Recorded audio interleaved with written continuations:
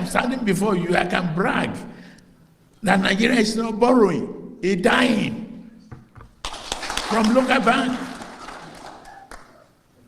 The revenue, we have met our target of revenue for the whole year. We met it in August. I've reviewed this morning. Non-oil, if non-oil revenue is going well, then we have no fear of whatever Trump is doing on the other side. All right, so congratulations, Mr. President, as you are now giving us the confidence that Nigeria have achieved this revenue target for the year 2025 already in September 2025.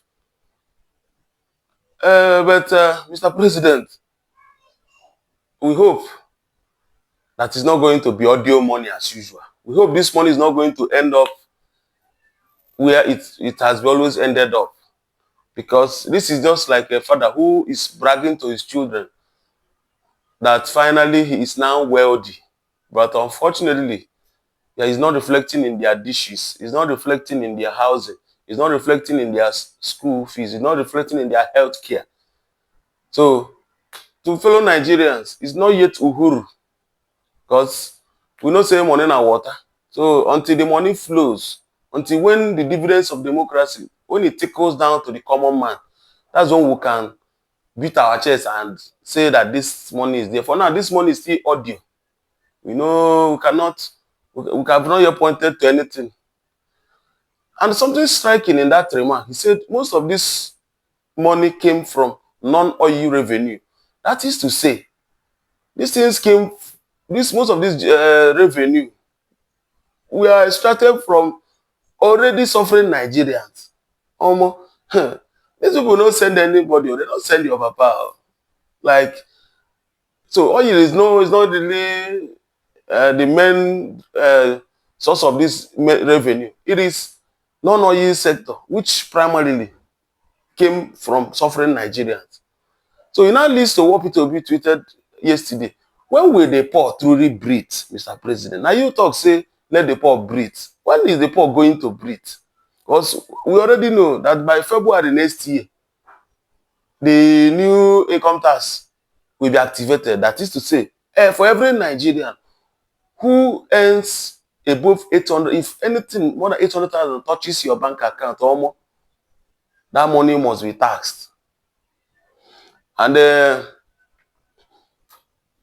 now we are hearing again about 5% in petroleum and all these fossil fuel, petroleum, diesel, kerosene, and all of that. So a new tax regime is coming. 5% for every single liter you buy. You have to pay 5%. That is including bodies, tax reform, VAT, and all of them. So I don't even know who is this. I hope this is not a case of robbing Peter now to pay poor. Like you take from the poor and then for the rich to enjoy.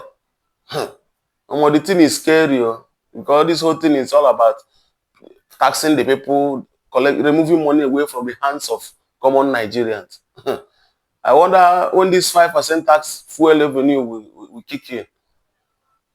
Of course, we well know that the transportation will increase again and so on and so forth. And because this is what drives the Nigerian economy and inflation. So I'm yet to understand what is in the mind of this our president and his regime.